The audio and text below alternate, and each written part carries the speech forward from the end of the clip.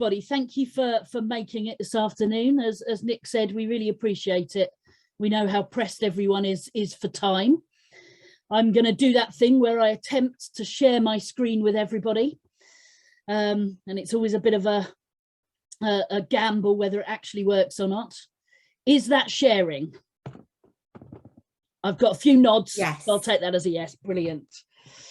Well, hello. As Nick said, I'm Izzy Latham, and I work at the Association for Dementia Studies at the University of Worcester.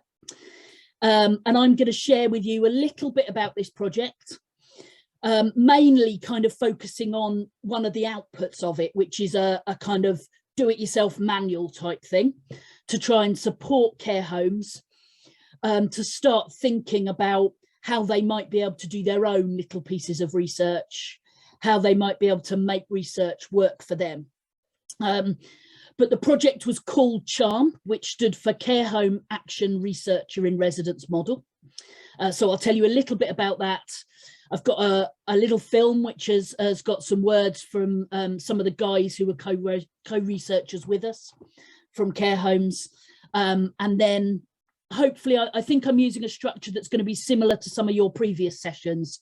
So there'll be some time where you'll be able to go into groups and have a think about kind of what's useful about this, what's not so useful. Are there any questions, any help that you might need to make this be really useful to you?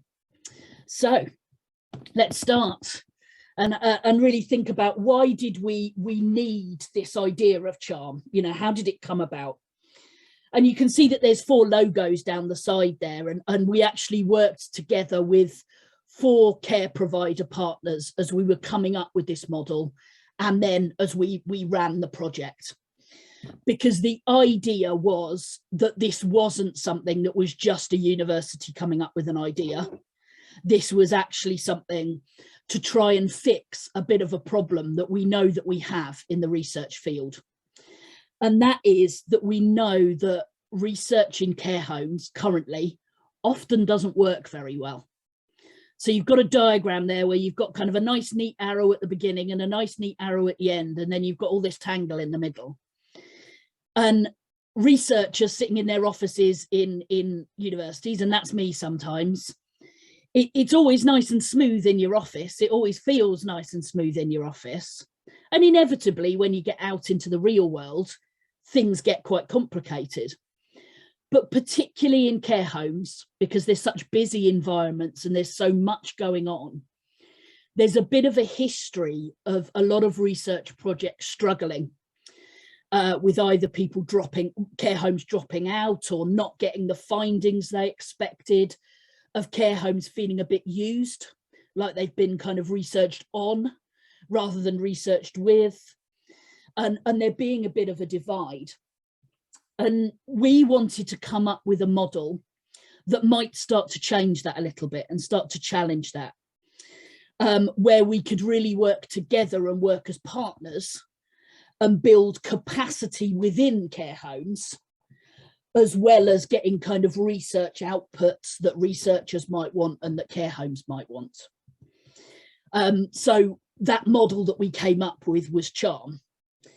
And the project CHARM went about testing this model with 4 care homes, 1 from each of these provider organisations, basically to see how it worked, to say, look, this is an idea.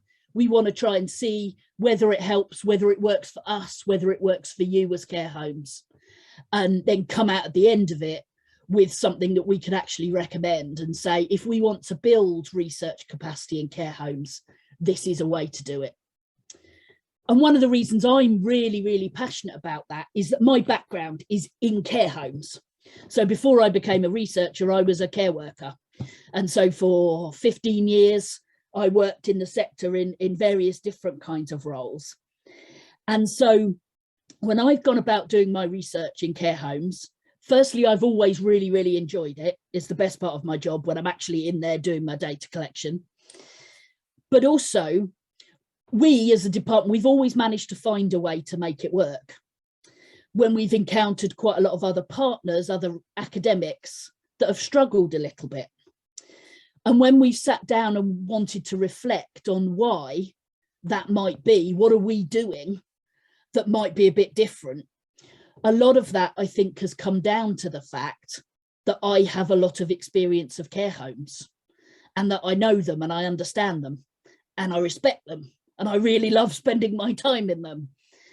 And I think that helps when you're going to do research in a place, because I think it helps to be able to say to a staff member who's maybe going to help you collect some data collection, it helps to be able to say, look, I know things can get really, really crazy. And if things get really, really crazy, you know, don't worry about my data. My data's not the most important thing you need to think about, you know, when everything's going, you know, a little bit crazy, and you need to focus on the residents, and we'll fix the research stuff a little bit later.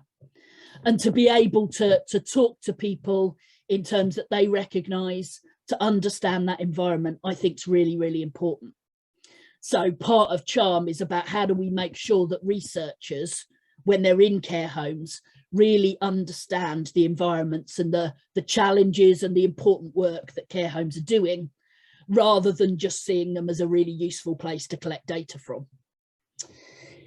The other thing that makes me really passionate about this model is that I also know how much talent there is in care homes, how many staff have lots of hidden skills and interests and passions that you often don't hear about unless you ask about them and unless you delve deeper, that might not necessarily be being used every day of the week in their regular jobs, but actually can be really, really handy over time to know about.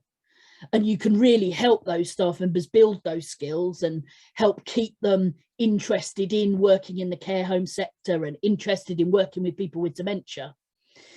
And too often, I think we don't always have really good and interesting career paths for people in the care sector, where they can build their skills and go in different directions. And I see potential for research to be a career path that people could see, where they've actually got that real interest and real knowledge of care homes and caring for people, that they could then take in that direction of research. And I think this might be a way where we can start to build up people's skills and help people develop further skills. So that was kind of a bit of why we needed this, is we wanted this different model. And as I said, CHARM stands for Care Home Researcher, Care Home Action Researcher in Residence model.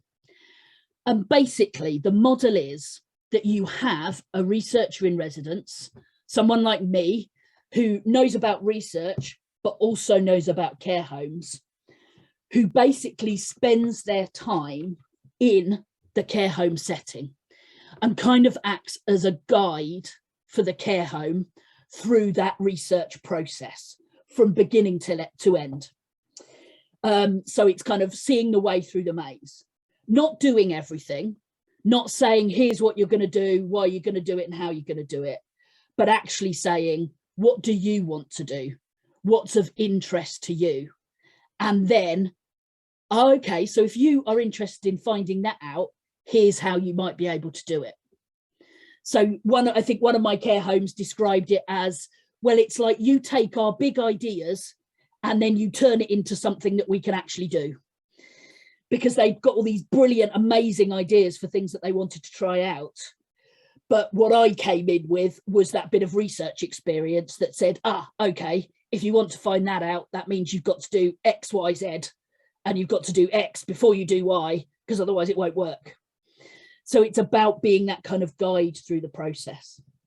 And the way we've done that is that in each of the care homes that we've worked with, they have what we've called a research working group. So a group of people in their home that's helped steer the process in their own home. And that's different in each home. Usually it's had a manager or a deputy manager there, but then a few key members of staff who wanted to sort of take things forward and do something a little bit new, and obviously myself. And where possible, we've also tried to link in families and residents to parts of the process where they might be able to contribute. That became a little bit problematic with COVID. Our project was originally a year long and then got extended to 2 years because we had to pause and then restart and then pause and various things. but we did get there. So me as the researcher in residence and a colleague of mine, we've been, over those 2 years, we've been spending regular time with the care homes. We've done some whole group training at the beginning, but then more one-to-one in person and online through COVID with our research working groups, helping them through all the different stages of research to come up with their own ideas, consult about what they wanted to research, design a research project, design their own research methods, do all the data collection, do the analysis, and then do the reporting. So we've been kind of hand-holding as we've gone through.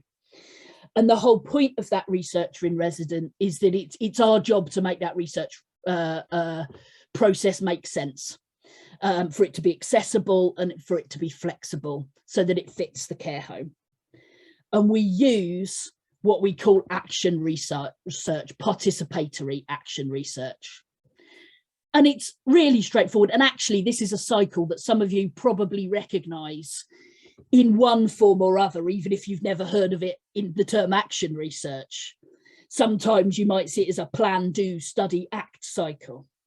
It's that reflective cycle that we're often taught to follow, where we start with our ideas, where we do the consultation, where we make sure that we're involving people to get it off on the right track, and we do the planning. And then we set things in motion, we start things happening, whether that is because we want to try out something and see what difference it makes, or whether we want to find out how people feel about a certain aspect of care or life in the home. Then we do that data collection where we're really kind of watching, listening or gathering questionnaires about what's going on. And then we analyse that by reflecting and thinking, what does that tell us? Does it answer our research question? Does it help us? Does it actually give us more research questions? Because that often happens. And then that takes us back to the beginning of the research cycle.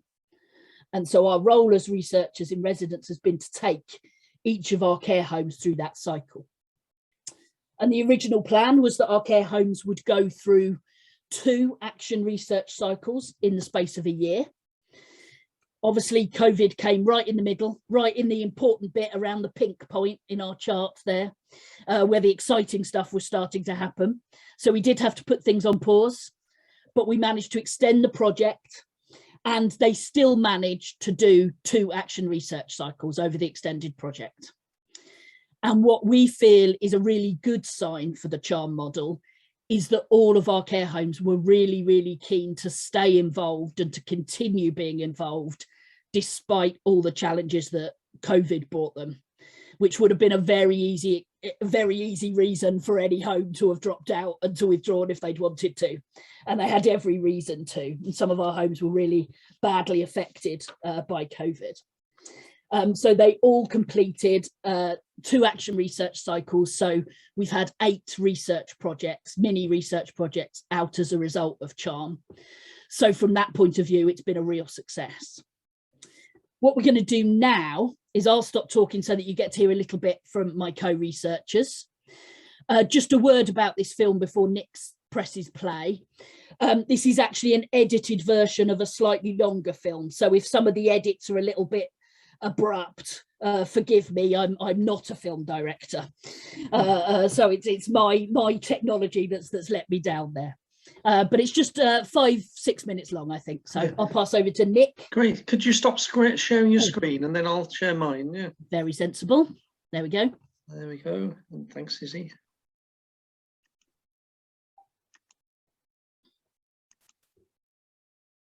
Oh, hang on, I haven't optimized. Let me just do that again. Yeah, I have to optimize, don't I? That's right. Yeah, the sound. Share sound. Share.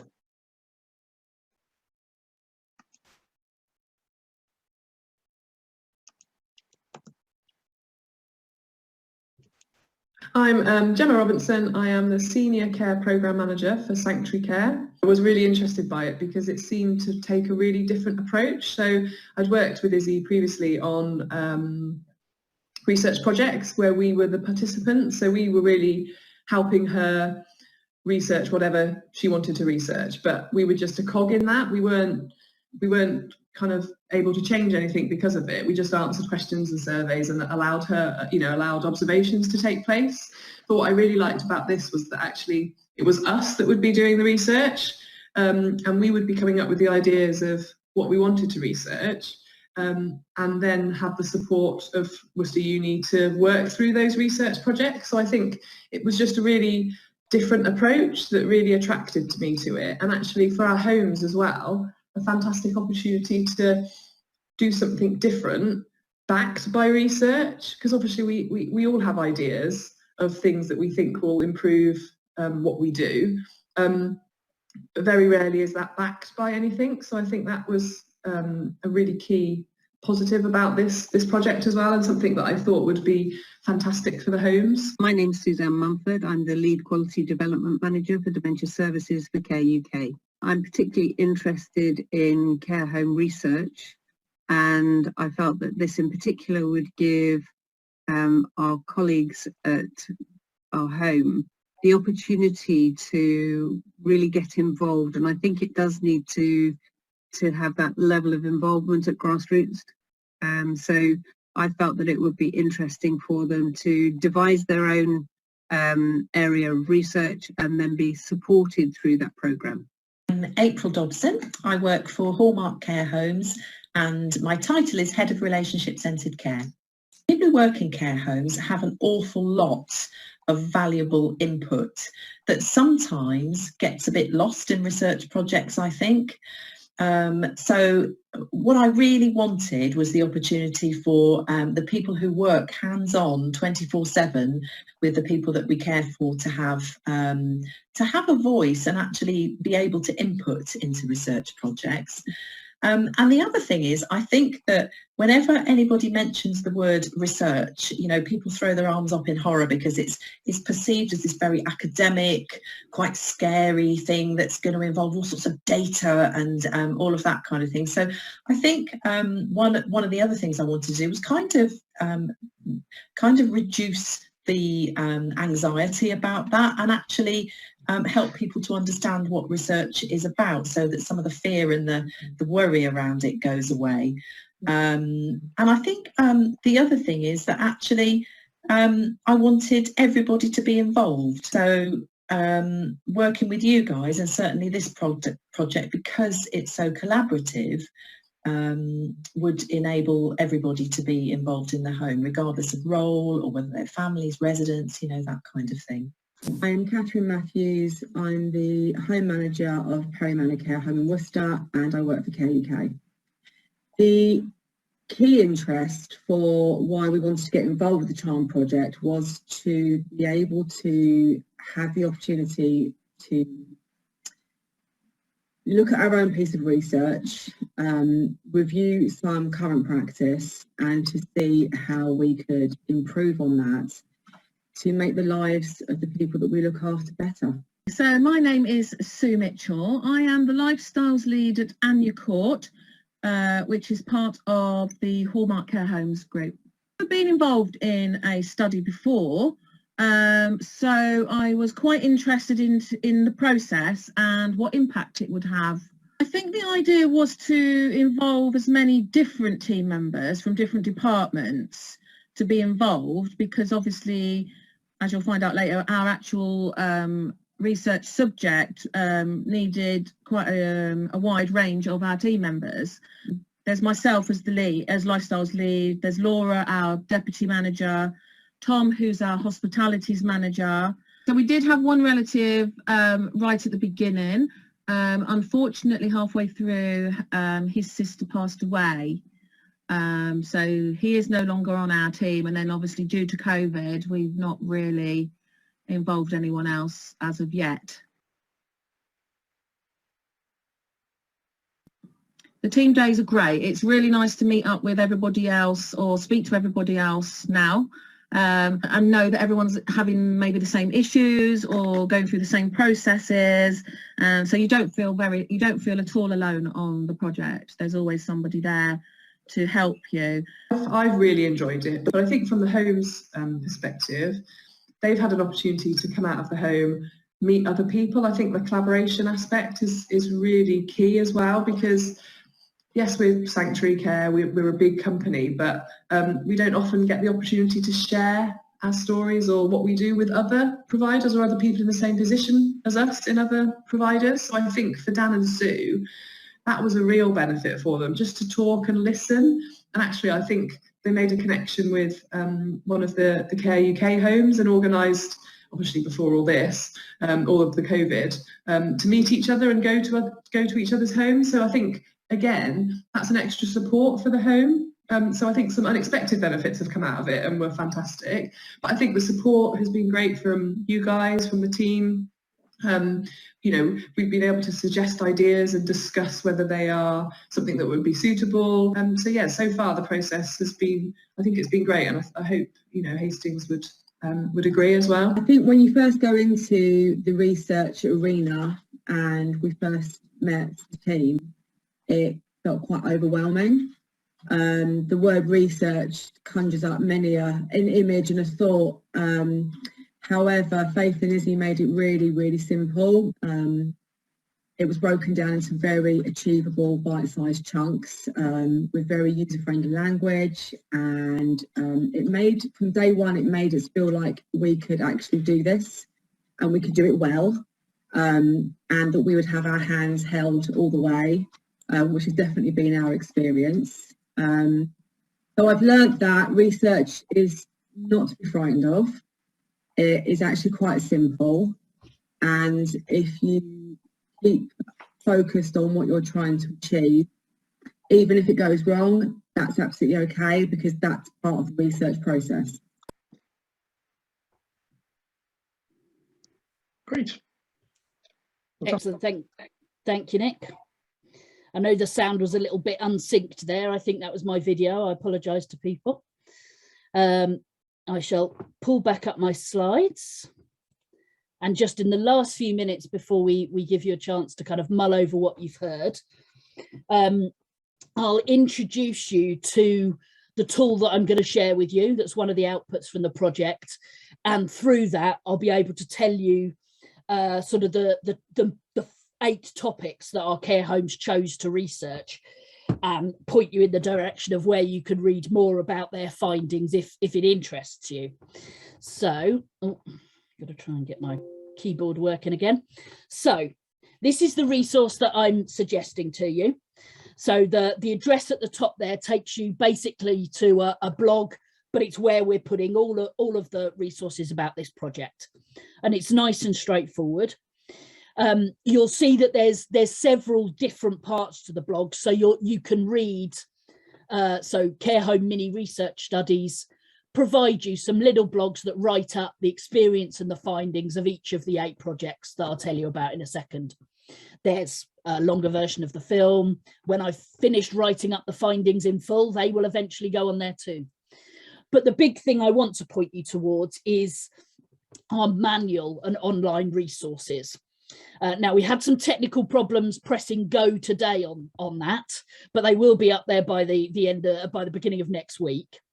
But basically what it is a step-by-step guide for care homes to conduct their own small research projects. Obviously, it's come from the work we've done in Charm, and so we've put exercises and wording and things in there that has been useful through the project and that our care homes found useful. So it's basically, there's sort of 4 sections. There's a section that helps you think about the background and the context. Why do you want to research something? How do you decide on your research question? Then there's a section on methods and data collection, you know, who, what, when and why. Then there's a section for you as researchers, as the people that might be doing bits and pieces in the care home. What do you need? What support might you need? And then the 4th part there is actually about what do you do with your data once you've got it? How might you analyze it? How do you turn it into something that you can then share with other people? And it's not just a manual, it's not just a document you can download. It's designed to be quite interactive so that you can click at various points and go to different online resources. whether they're worksheets, activities that you could do in groups to help generate research ideas. It could be top 10 lists of do's and don'ts, or it could be, you know, specific bits of guidance about what different types of research is about. So as I said, it's kind of come out of the work that we've done. So it's you know, come from the care homes as well as us. We're at the moment it's going live so that people can use it and access it. We don't know at the moment how useful it's going to be without having someone who knows a bit about research already. So that might be something to consider and might be something to talk about in your groups, is actually where might you be able to get some extra support if you look at this and you think, well, we can get so far, but not quite as far as we want. But it's there, and it's hopefully going to be able to inspire care homes to think about what research they could do and start to become a little bit more research capable. And this is an example of sort of the type of activity that we did with the care homes at the beginning. So this was when they were deciding on the research topic, which is usually the hardest part, because everybody had so many ideas and so many things that they wanted to do. These were two different activities we might try with people. One was to give them this picture of a care home, whether it was this diagram or if they had their own drawing of their own care home, and actually think about the different spaces in the care home and what went on in those spaces. And were there challenges they faced that went on at dinner time or around bedtimes? Were there specific things in the garden that were a challenge? To kind of generate, oh, where might we want to find something out, try something new, or is there a problem that we're trying to solve? And the other one is more of a sort of traditional brainstorm type of idea, which we tended to use if the home already had a bit of an idea of what they wanted to, or maybe they'd done some consultation work with their staff, families and residents and had come up with, yeah, we want to do something about activity. We might then do this kind of brainstorming activity about, okay, so what questions might we want to ask about activity? What do we want to find out? And so on the next two slides, I've actually got the titles of the projects that our care homes came up with. So on this first slide here, you've got the first projects that they came up with. So this was the first round, some of which did get a little bit interrupted with COVID and had to be a little bit adapted, but that's okay. And so each of them is from a different care home. So each colour's a different care home. And you can see that they really did range in very different types of research that the homes wanted to do. So the one in blue there, one home did a study that looked at what was the best way to gather life history about their residents. They recognised that that was an area of practice they wanted to develop, but they felt really overwhelmed by the amount of different guidance there was out there and tools, etc. And they really wanted to work out themselves whether it was best to ask families, to work with residents themselves, to do training. So they actually trialled different things and gathered data about what they found most useful and what helped them to gather information the best. Another home started a project that looked at what was the best way to support staff to use a particular tool, the pool activity level, to improve dementia care. So they had a study, it was a before and after study. So they wanted to see what their staff's level of knowledge and use of these concepts was beforehand, and then deliver a very bespoke training session with some special key cards and a game that they developed, and then see what impact that had. And then we had in green, one of the homes, they had a lovely title, Home in Time for Tea, because actually what they wanted to explore was meal times, and in particular the impact of potentially swapping meal times so that they had a big meal in the evening rather than at lunchtime, which is how they currently did it. So again, they took some data beforehand, then they swapped the meals around, and then they took some data after to see what the impact was. And then the one in orange there was more of a consultation type research, that they were about to do some refurbishment work in their garden and actually recognised that they could use the Charm project to make it really inclusive and really consultative. So they used various kinds of data collection, a survey, they did some specialist consultation with people living with dementia about the things people wanted in the garden and the design that they wanted for their garden. So that was the first round of projects. And then the second round of projects, which tended to be a little bit more general about the home. And you'll see here that some of these had a particular COVID spin on them. And that's because these were the ones that were designed or adapted after COVID had happened. And one of the things we had to make sure to do within Charm was adapt to the circumstances that the care homes were in. And COVID and everything that had gone on with COVID was usually the most pressing issue for some of our homes. So we built that into Charm. And that's one of the things that's really, really advantageous to a model like participatory action research, is that it allows you to adapt to the real world. Whereas with some other types of research, the real world can often really scupper you. You can start out with this great idea, and then the real world comes along and does its thing, and suddenly your entire project's out the window. Whereas action research allows you to say, oh, well, that was predictable, wasn't it? Let's see what we can do. How can we adapt to it? And actually, in a way, whilst COVID was obviously a stressful experience for all the care homes and for the research project in many respects, it taught us a lot about the model and how useful it was, because we were able to adapt.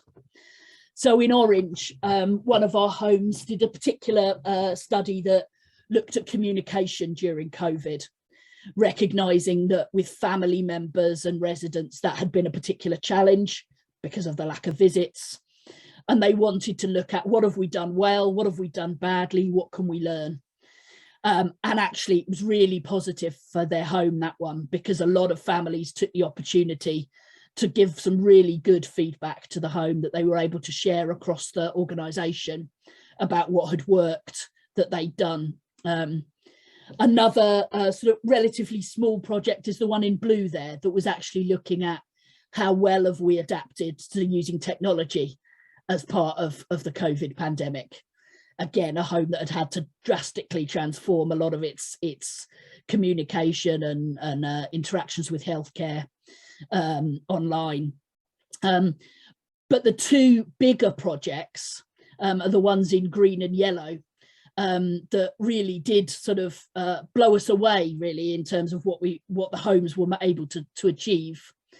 So the yellow one there, that is a home that was very seriously affected by COVID. So they actually had an outbreak and they lost 20 residents in 2 weeks. So it was an awful experience for the care home, and obviously for families, for residents. It was sort of everybody's worst nightmare, really, in the care home sector. And obviously we'd paused Charm involvement at that time, but we're still staying in touch with the care home and checking they were okay. But over time, we could sense that they didn't really want to leave the Charm project, but at the same time couldn't really face just forgetting that COVID had happened. You know, it had drastically changed things in their home. And so we were able to work with them to come up with a project that they felt would help them come to terms with what had happened and start to move forward. And so we did a survey and interviews with their staff about the staff's experience, and it was an incredibly powerful project, and we're hoping to be able to get that project published because they got so much data. What was particularly notable actually was how much staff wanted to participate in this project and tell everybody their experiences. So that was an amazing experience. And the one in green there was actually initiated because a new manager came on board in the middle of the Charm project, as often happens in research. It's one of the things, again, that can scupper some other projects. but obviously she had lots and lots of plans for changes in the home. And again, we worked with her and her team to say, okay, how could you use research to help you make those changes happen in a structured way, in a way that's helpful, and to manage some of the difficulties that happen when you're a new manager and trying to make change happen in a home. So what they did was do lots of consultation with staff about what they needed and what they wanted, then made some changes, and then did some measures again to see what improvements had happened so that they could really involve the staff in what was going on. So you can see that there was a whole range of different projects that people were able to do, even though it was, under this one title of charm.